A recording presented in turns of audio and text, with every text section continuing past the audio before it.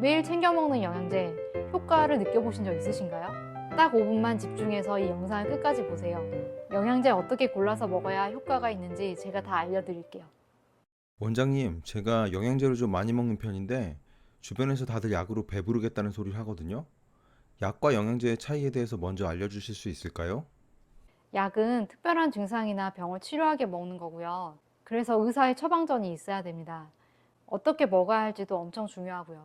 효과가 좋지만 위험한 부분이 있거든요. 그런데 영양제는 음식에서 부족한 영양소를 채워주는 개념이기 때문에 약처럼 생겼을 뿐이에요. 그래서 의사나 약사의 도움 없이도 먹을 수 있고 안전하게 먹을 수 있습니다.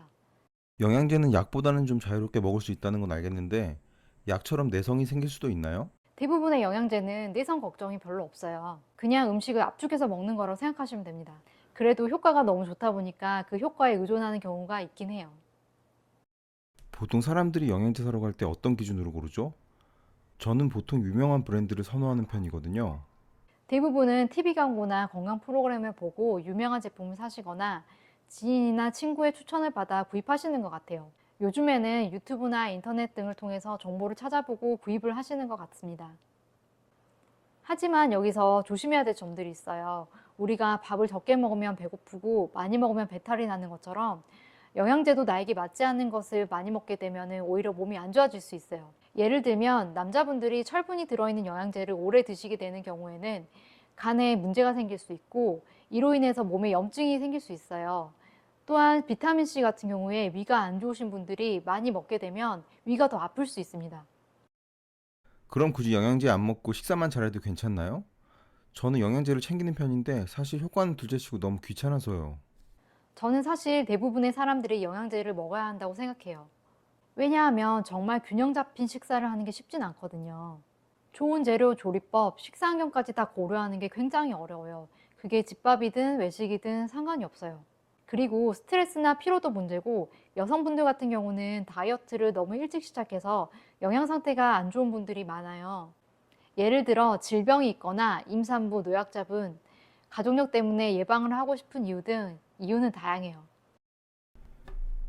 기능학 병원의 영양제는 처방하는 방식이나 기준이 좀 특별하다고 들었는데 좀 자세하게 설명해 주실 수 있나요?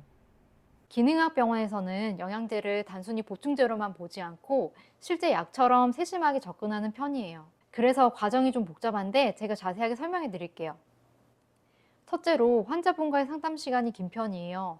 문진표를 여러 장 작성하셔야 되고 그것을 통해서 환자분의 생활 습관과 환경을 파악할 수 있어요. 일반적으로 영양제는 몸에 부족한 영양소를 보충하는 개념이니까요.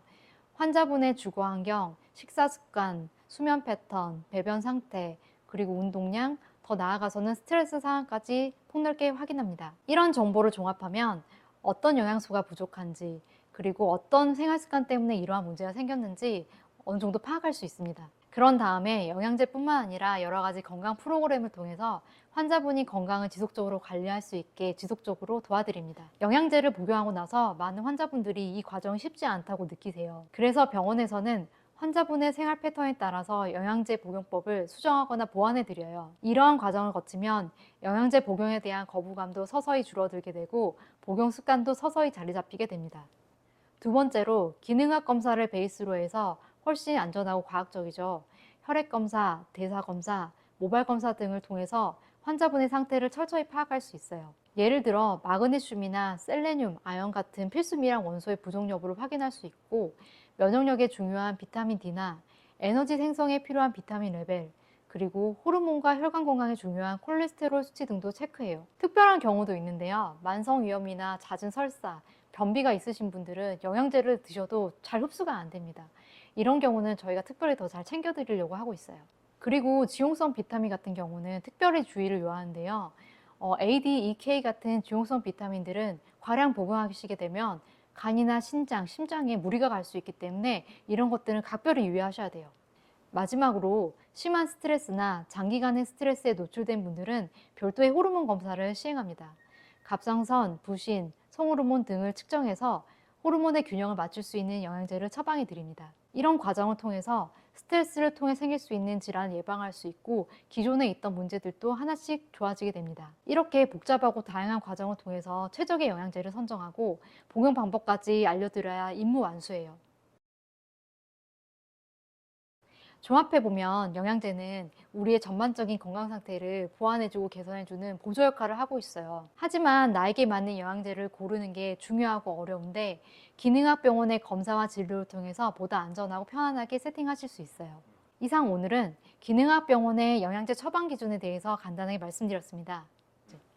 건강한 습관이 여러분의 일상에 스며들도록 온보원이 함께합니다. 건강해져요 우리.